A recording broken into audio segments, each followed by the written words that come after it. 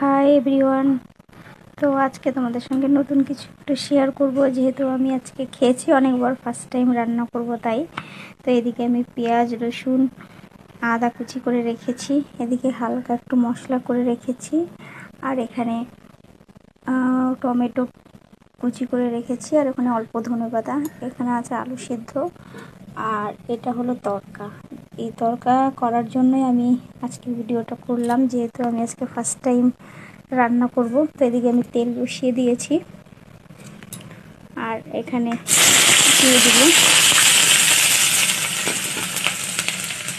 পেঁয়াজটা একটু ভাজা ভাজা হয়ে গেলে তার মধ্যে মশলা দিয়ে দিব। একটু ভাজা ভাজা হয়ে গেলে দিয়ে দিব হলুদ গুঁড়ো, পরিমাণ মতন একটু লবণ,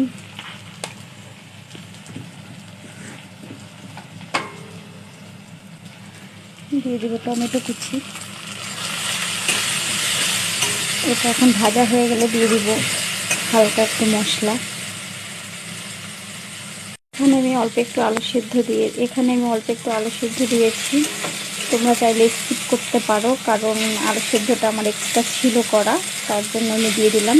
এখন এর মধ্যে দিব মশলা।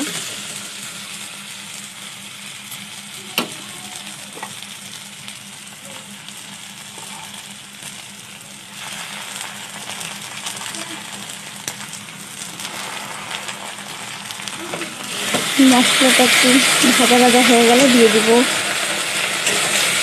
এখানে আমি অল্প একটু আলু সেদ্ধ দিয়েছি। তোমরা চাইলে স্কিপ করতে পারো, কারণ আলু সেদ্ধটা আমার এক্সট্রা ছিল করা, তার জন্য আমি দিয়ে দিলাম। এখন এর মধ্যে দিব মশলা।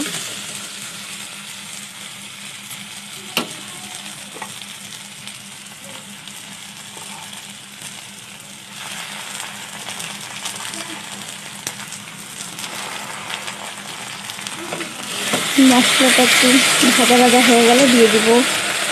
এটা ভাজা হয়ে গেলে তো এখন দিয়ে দিয়েছি ডিমটা ভেঙে দিয়েছিলাম। ডিমটা লালচে লালচে হয়ে গেলে তখন আমি দিয়ে দিব তড়কাটা।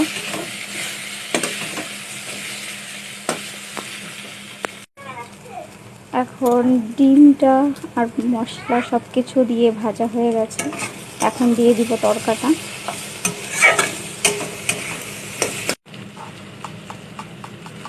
এখন দিয়ে দিব পরিমাণ মতন একটু লবণ,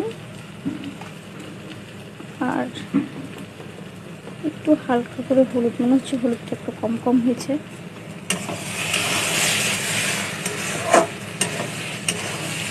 এখন শুধু পরে লাস্টে ধনেপাতা কুচি আর গরম মশলার গুঁড়া দিয়ে নামালেই হয়ে যাবে।